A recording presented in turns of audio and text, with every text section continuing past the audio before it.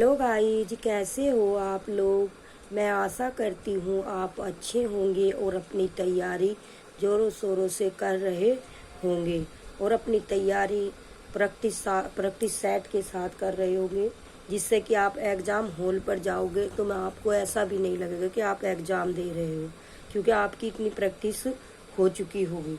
आप डेली 9:30 से 12:30 बजे तक चेयर पर बैठकर ऐसा समझो कि आप पेपर दे रहे हो। डेली आपको प्रैक्टिस सेट लगाना है, एक लगाना है, ठीक है। देखिए, ज्योग्राफी का ये प्रैक्टिस सेट है और ये प्रीवियस आए हुए क्वेश्चन है जो मैं आपको करा रही हूँ। भूगोलिक क्षेत्रफल के अनुसार भारत की निम्नलिखित भौतिक फिजियोग्राफिक इकाइयों को आरोही क्रम में व्यवस्थित कीजिए। तो केंद्रीय उच्च भाग, महान मैदान, तटीय मैदान, उत्तरी पर्वत। तो सबसे पहला आपका आएगा महान मैदान, ठीक है। फिर उसके बाद केंद्रीय उच्च भाग देख लीजिए, फिर पहाड़ी आता और फिर आपका ऊंचे पर्वत। तो देखिए कौन सा होगा इसका आंसर। नीचे दिए गए कूट का प्रयोग कर सही उत्तर चुनिए। 2 सबसे पहला महान मैदान आएगा, तो 2 देखिए 2 किस में है, इसमें है, 2 मिल गया। अब केंद्रीय उच्च भाग देखिए कौन से में है, मतलब कि पहला, 2 के बाद फिर 2 बी में पहला आना चाहिए केंद्रीय उच्च भाग, तो इसमें है नहीं, तो इसमें तो कोई सा नहीं होगा।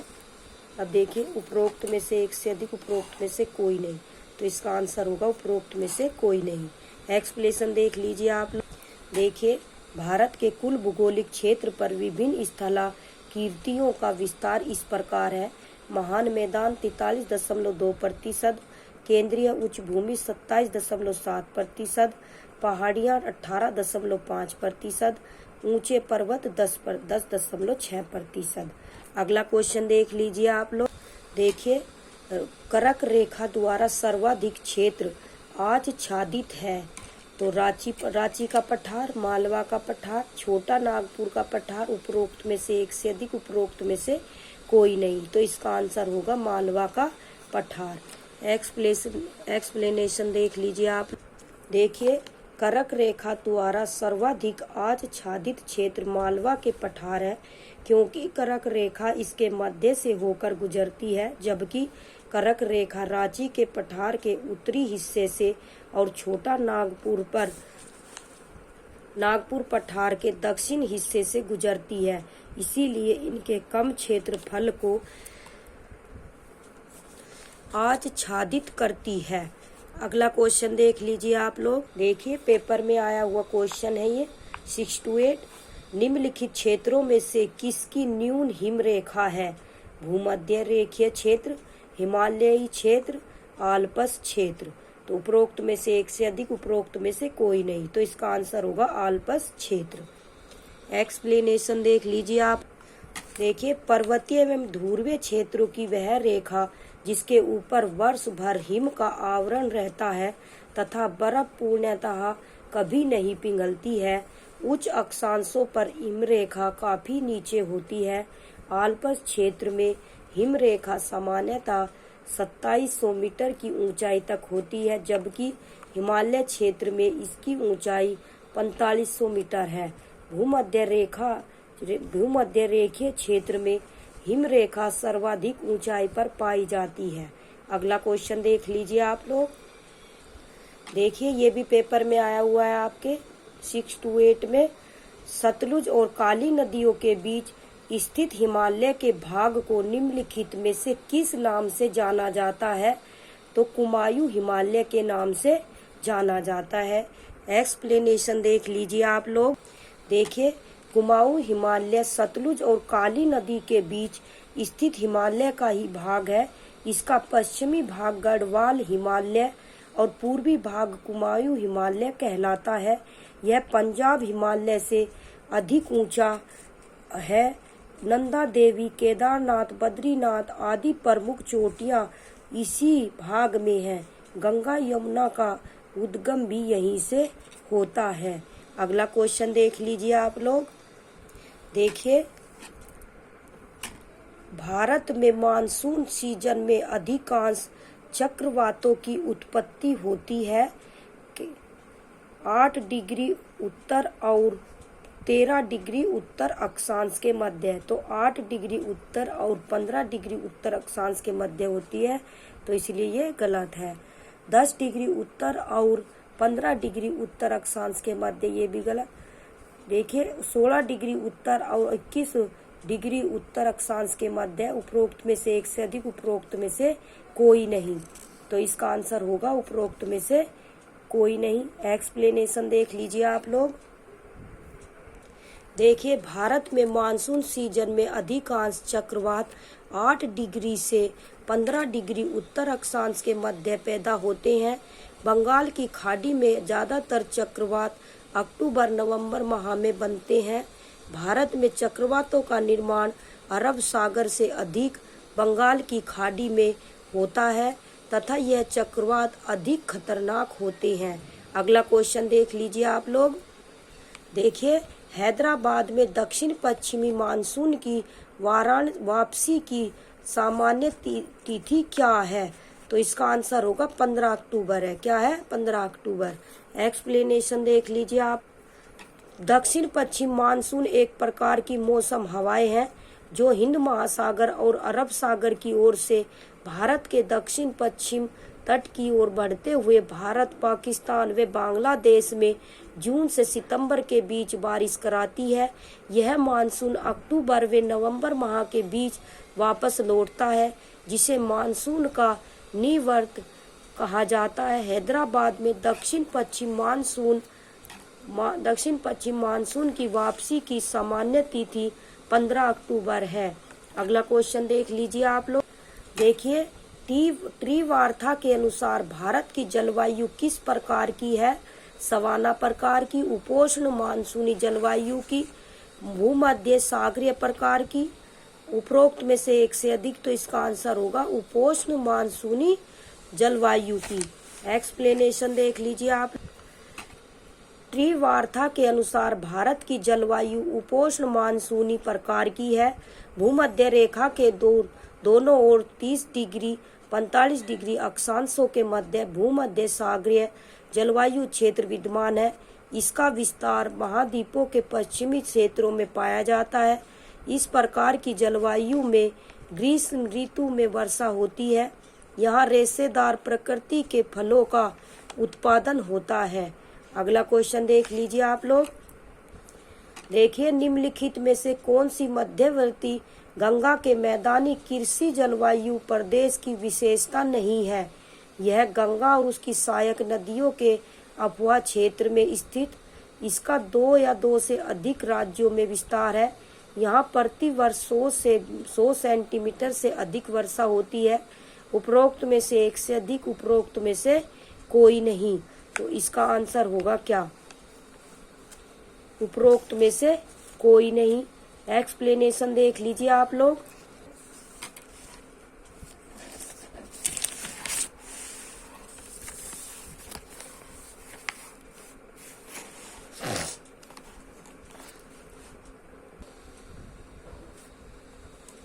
कांटेदार जंगल नहीं पाए जाते कहाँ पर? तमिलनाडु में। एक्सप्लेनेशन देख लीजिए आप लोग। देखिए कांटेदार जंगल व झाड़ियाँ ऐसे क्षेत्रों में पाए जाते हैं जहाँ वर्षा की मात्रा 70 सेंटीमीटर से कम हो। तमिलनाडु राज्य में दक्षिण पश्चिम मानसून एवं उत्तर पूर्वी मानसून दोनों के द्वारा वर्षा होती है, इसलिए यहाँ कांटेदार जंगल पाए जाने की अनुकूल परिस्थितियाँ नहीं पाई जाती हैं। अगला क्वेश्चन देख लीजिए आप लोग। देखिए घास के मैदान, झाड़ झंखाड़, समुदाय, वन, बंजर भूमि सरकार, निजी दोनों व्यक्ति तथा समुदाय सभी से संबंधित है। उन्हें कहा जाता है सुरक्षित वन, संरक्षित वन, अवर्गीकृत वन। तो इसका आंसर होगा अवर्गीकृत वन। एक्सप्लेनेशन देख लीजिए आप लोग। ये सभी क्वेश्चन 6 to 8 में आए हुए हैं। देख लीजिए 6 to 8 में घास के मैदान, झाड़ झंखाड़, वन, बंजर भूमि सरकार और निजी दोनों व्यक्ति तथा समुदाय सभी से संबंधित वनों को अवर्गीकृत वन कहा जाता है। आरक्षित वन सरकार की प्रत्यक्ष निगरानी में होते हैं। संरक्षित वन की सरकार द्वारा देखभाल की जाती है। इसमें लोगों को कुछ छूट प्राप्त होती है। अगला क्वेश्चन देख लीजिए आप लोग। देखिए ये भी 6 to 8 में आया हुआ है पेपर में। देखिए भारत में उष्ण कटिबंधीय वर्षा वन पाए जाते हैं। कर्नाटक में, हिमाचल प्रदेश में, केरल में, उपरोक्त में से एक से अधिक। तो इसका आंसर होगा डी। एक्सप्लेनेशन देख लीजिए आप लोग। देखिए उष्ण कटिबंधीय वर्षा वन भारी वर्षा वाले क्षेत्रों में पाए जाते हैं। ये वन भारत के पश्चिमी घाट और असम के ऊपरी हिस्से, तमिलनाडु तट, लक्षद्वीप, अंडमान और निकोबार द्वीप समूह में पाए जाते हैं। इस प्रकार अभिष्ट विकल्प डी सही होगा। अगला क्वेश्चन देख लीजिए आप लोग। देखिए भारत में 1952 की राष्ट्रीय वन नीति में उल्लेखित देश के कुछ भौगोलिक क्षेत्र में वन क्षेत्र का वांछित प्रतिशत कितना होना चाहिए? 25%, 33%, 39%, उपरोक्त में से एक से अधिक। तो इसका आंसर होगा 33%। एक्सप्लेनेशन देख लीजिए आप लोग। देखिए भारत में 1952 की राष्ट्रीय वन नीति में उल्लिखित देश के कुल भौगोलिक क्षेत्र में वन क्षेत्र का वांछित प्रतिशत 33% होना चाहिए। स्वतंत्रता के बाद की यह पिछली राष्ट्रीय वन नीति थी। इस नीति में वनों को 4 प्रकार से वर्गीकृत किया गया है, जो निम्न है: राष्ट्रीय वन, संरक्षित वन, गांव के जंगल और वृक्ष भूमि। अगला क्वेश्चन देख लीजिए आप लोग। देखिए बाढ़ को रोकने के लिए सबसे उत्तम विधि है चराई, वन रोपण, वनोन्मूलन, उपरोक्त में से एक से अधिक। तो इसका आंसर होगा वन आरोपण, बी। एक्सप्लेनेशन देख लीजिए आप। ये सभी क्वेश्चन मैं आपको प्रीवियस हैं, जो आए हुए क्वेश्चन हैं वे हैं, देख लीजिए आप। देखिए बाढ़ जैसी प्राकृतिक आपदा को रोकने तथा इसके तहत जल प्रवाह से होने वाले जन धन की हानि से बचाव के लिए वनारोपण सर्वोत्तम विधि है। पेड़ों की जड़ें मिट्टी को मजबूती से जकड़े रखती है तथा पेड़ों की सर्वाधिक संख्या घनी झाड़ियां अथवा वन मलबे प्रवाहित जल के लिए अवरोध उत्पन्न करती है तथा इनके लिए भंडारण उपलब्ध कराती है।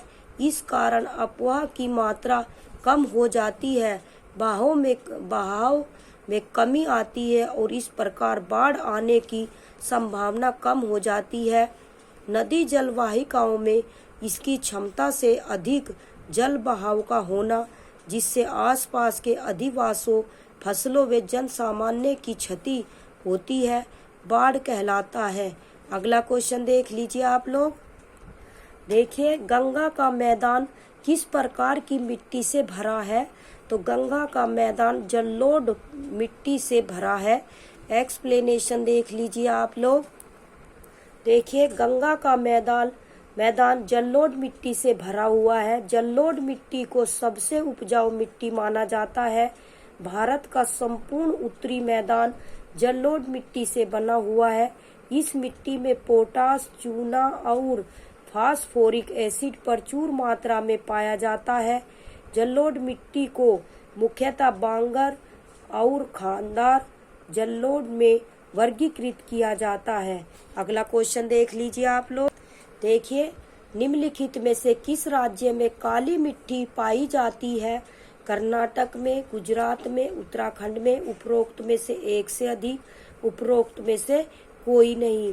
तो इसका आंसर होगा उत्तराखंड में काली मिट्टी पाई जाती है। एक्सप्लेनेशन देख लीजिए आप लोग। तो निम्नलिखित में से किस राज्य में काली मिट्टी नहीं पाई जाती है? शायद ये हो गए क्वेश्चन। तो उत्तराखंड में। एक्सप्लेनेशन देख लीजिए आप लोग। काली मिट्टी भारत के महाराष्ट्र, कर्नाटक, गुजरात, मध्य प्रदेश, तमिलनाडु, आंध्र प्रदेश, राजस्थान आदि राज्यों में प्रमुखता से पाई जाती है। इसे रेगूर, काली मिट्टी, चरनोजम आदि नामों से जाना जाता है। इसमें लोहा, चूना, कैल्शियम, पोटास एल्यूमीनियम की प्रचुरता होती है। नाइट्रोजन, फास्फोरस जैविक पदार्थों की कमी पाई जाती है। इसमें जल धारण करने की क्षमता सर्वाधिक होती है। अगला क्वेश्चन देख लीजिए आप लोग। देखिए, किस राज्य में सबसे अधिक किस राज्य में सबसे अधिक लैटराइट मिट्टी है? उत्तर प्रदेश में, बिहार में, मेघालय में। तो मेघालय में है। एक्सप्लेनेशन देख लीजिए आप लोग।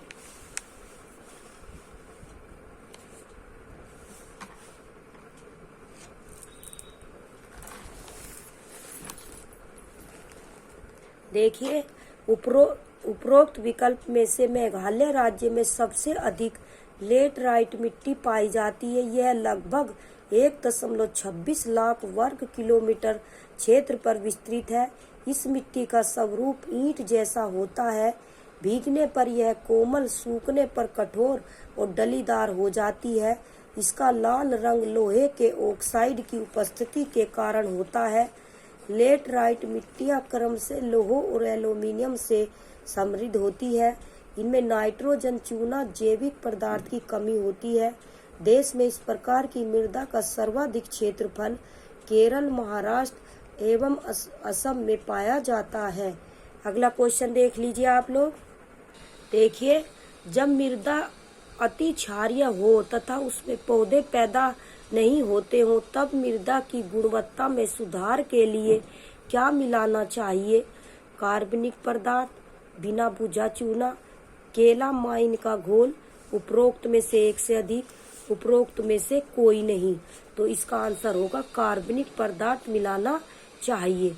जब मृदा अति क्षारीय हो, उसमें पौधे नहीं होते, तब मृदा की गुणवत्ता में सुधार के लिए कार्बनिक पदार्थ मिलाना चाहिए। एक्सप्लेनेशन देख लीजिए आप लोग।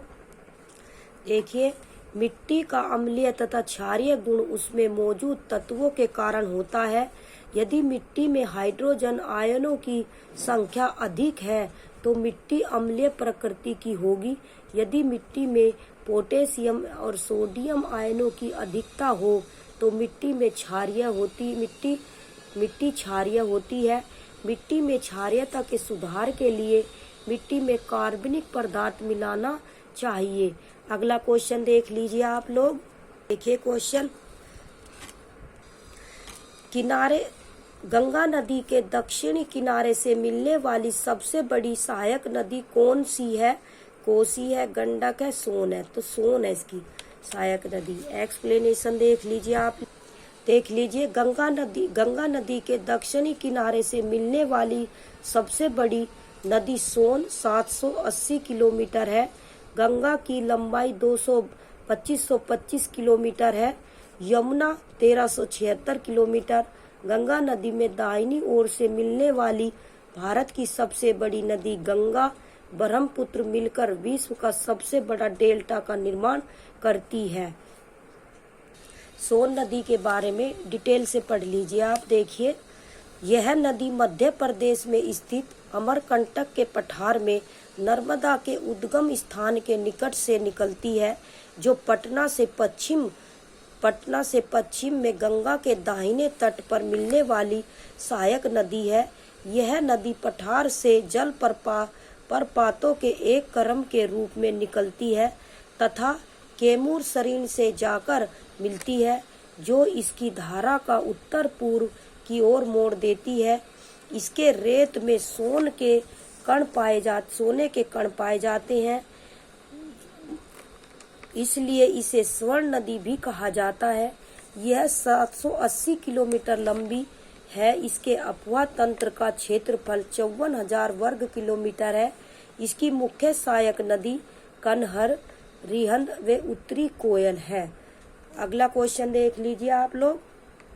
देखिए, 1954 में किन दो देशों के बीच कोसी सिंचाई एवं जल विद्युत परियोजना समझौता हस्ताक्षरित हुआ था? तो ये भारतवर्ष और बांग्लादेश के बीच, भारतवर्ष और चीन के बीच, भारतवर्ष और नेपाल के बीच।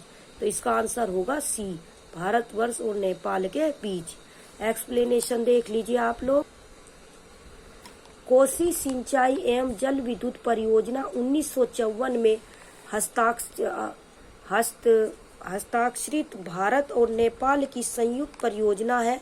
इस परियोजना के अंतर्गत 4 इकाइयों पर काम किया गया है। कोसी नदी गोसाई थान चोटी के ऊपर उत्तर से निकलकर नेपाल में स्थित भीमनगर के पास भारत में प्रवेश करती है।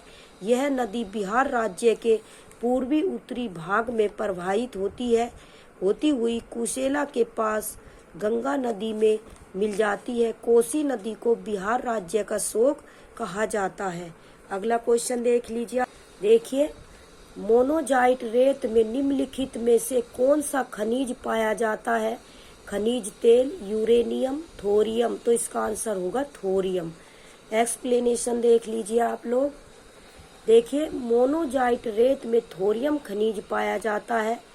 भारत में मोनोजाइट रेत मुख्य रूप से केरल के तट पर पाया जाता है। थोरियम का रासायनिक प्रतीक TH तथा परमाणु क्रमांक 90 होता है। अगला क्वेश्चन देख लीजिए आप लोग। देखिए, निम्नलिखित में से कौन सा बांध महानदी पर स्थित है? हीराकुंड बांध, दुधवा बांध, घुमावदार बांध। उपरोक्त में से एक से अधिक, उपरोक्त में से कोई नहीं। तो महानदी पर स्थित है, तो ये आपका होगा हीराकुंड बांध। एक्सप्लेनेशन देख लीजिए आप लोग। ये होगा इसका आंसर। निम्नलिखित में कौन सा बांध महानदी पर स्थित है? शायद दुधवा बांध। उपरोक्त में से एक से अधिक, इसका आंसर होगा डी। एक्सप्लेनेशन देख लीजिए आप। देखिए, हीराकुंड बांध तथा दुधवा बांध महानदी पर स्थित है। महानदी प्रणाली उड़ीसा राज्य की सबसे बड़ी नदी और प्रायद्वीपीय भारत की तीसरी सबसे बड़ी नदी है। इस नदी का जल ग्रहण क्षेत्र छत्तीसगढ़, मध्य प्रदेश, उड़ीसा, झारखंड और महाराष्ट्र तक विस्तारित है। इस नदी पर स्थित हीराकुंड बांध भारत का सबसे लंबा बांध है। अगला क्वेश्चन देख लीजिए आप लोग। देखिए, किस शहर में प्रथम शुद्ध हरित हाइड्रोजन संयंत्र चालू किया गया था? कहाँ किया गया था? हैदराबाद में, मुंबई में। उपरोक्त में से एक से अधिक, पुणे में। उपरोक्त में से कोई नहीं।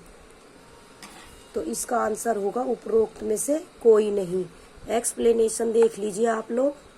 देखिए, ऑयल इंडिया लिमिटेड द्वारा असम के जोरहाट पंप स्टेशन पर 10 किलोग्राम प्रतिदिन की स्थापित क्षमता के साथ भारत के पहले 99.999% शुद्ध ग्रीन हाइड्रोजन प्लांट की शुरुआत की गई है।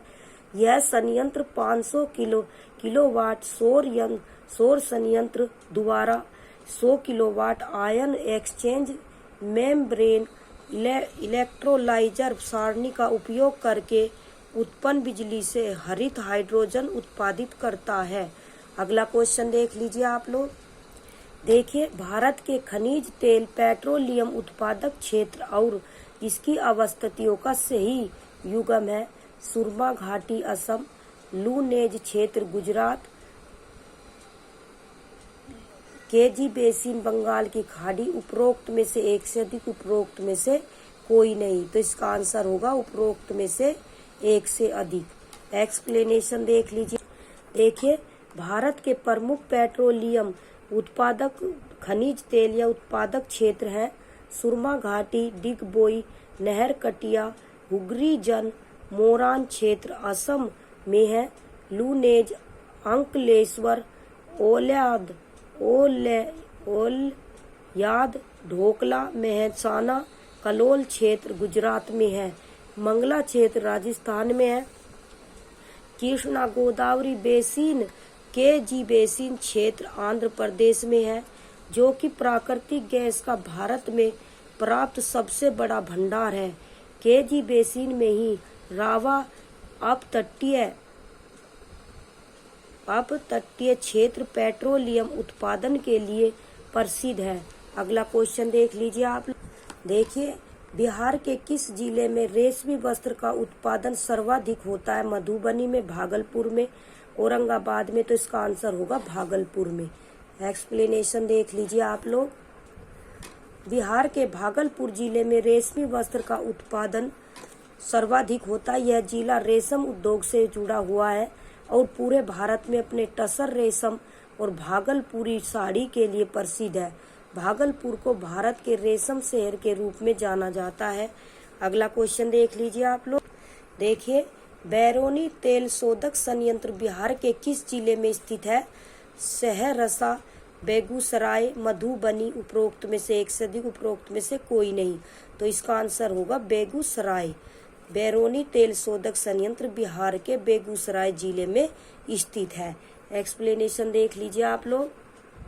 देखिए, बैरोनी भारत के बिहार राज्य के बेगूसराय जिले में स्थित एक कस्बा है। यह गंगा नदी के किनारे बसा हुआ है। यह बिहार का एक औद्योगिक कस्बा या शहर है। यहाँ पर बैरोनी तेल शोधन कारखाना तथा बैरोनी थर्मल पावर स्टेशन स्थापित किए गए हैं। बैरोनी तेल शोधन संयंत्र इंडियन ऑयल कॉरपोरेशन लिमिटेड के अधीन कार्यरत है। यह संयंत्र रूस और रोमानिया की मदद से स्थापित किया गया था तथा वर्ष 1964 ईस्वी से कार्यरत है। अगला क्वेश्चन देख लीजिए आप लोग।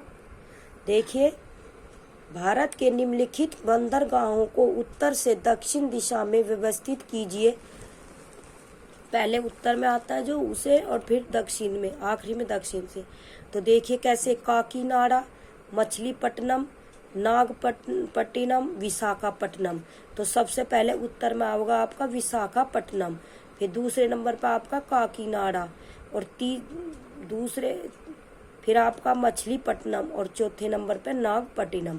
तो पहला नंबर देखिए 4, जिसमें 4 होगा वही आंसर होगा। तो 4 इसमें बी में है, तो 20 का आंसर है। एक्सप्लेनेशन देख लीजिए आप लोग। देखिए, पर्सन बंदरगाह और प्रदेश, विशाखापट्टनम आंध्र प्रदेश में, काकीनाडा आंध्र प्रदेश, मछलीपट्टनम आंध्र प्रदेश, नागपट्टिनम तमिलनाडु। अगला क्वेश्चन देख लीजिए आप। देखिए, निम्नलिखित में से कौन सा स्थानांतरी कृषि का स्थानीय नाम है? बेवर, दहिया, पोदू। उपरोक्त में से एक से अधिक। तो इसका आंसर होगा उपरोक्त में से एक से अधिक। एक्सप्लेनेशन देख लीजिए आप लोग। देखिए, स्थानांतरी कृषि को झूमिंग कृषि भी कहते हैं। यह एक आदिम प्रकार की कृषि है जिसमें वृक्षों को काटकर जला दिया जाता है और साफ की गई भूमि पर पुराने उपकरणों से जुताई करके खेती की जाती है। जब तक मिट्टी में उर्वरता रहती है तब तक इस भूमि पर खेती की जाती है। इसके पश्चात इस भूमि को परती छोड़ दिया जाता है। झूम कृषि के स्थानीय नाम और स्थान इस प्रकार है। देखिए, झूम उत्तर पूर्वी भारत, बीवर और डैयार बुंदेलखंड संभाग मध्य प्रदेश, दीपा बस्तर जिला, पोंडू आंध्र प्रदेश। तो ये याद कर लीजिए आप। झूम कहाँ है? उत्तर पूर्वी भारत में। और बीवर और डैयार कहाँ है? बुंदेलखंड संभाग मध्य प्रदेश में। और दीपा बस्तर जिला में। और पोंडू आंध्र प्रदेश में। देखिए, ये पेपर में आया हुआ क्वेश्चन है। निम्नलिखित में से कौन सा मल्चिंग शब्द की व्याख्या करता है? फसलों के बीच खाली जमीन को पुआल जैसी जैविक पदार्थ की परत से ढकना, कंटूर को पत्थरों, घास आदि से ढकना, खड़ी ढालों पर बनी वेदिकाओं में फसल लगाना। उपरोक्त में से एक से अधिक, उपरोक्त में से कोई नहीं। तो इसका आंसर होगा ए। फसलों के बीच खाली जमीन को पुआल जैसे जैविक पदार्थ की परत से ढकना। एक्सप्लेनेशन देख लीजिए। देखिए, फसलों के बीच खाली पड़ी जमीन को खरपतवार, घासों अथवा पुआल जैसे जैविक पदार्थों से ढकने की प्रक्रिया को मल्चिंग कहा जाता है। जिन पदार्थों से इसे ढका जाता है उन्हें मल्च कहा जाता है।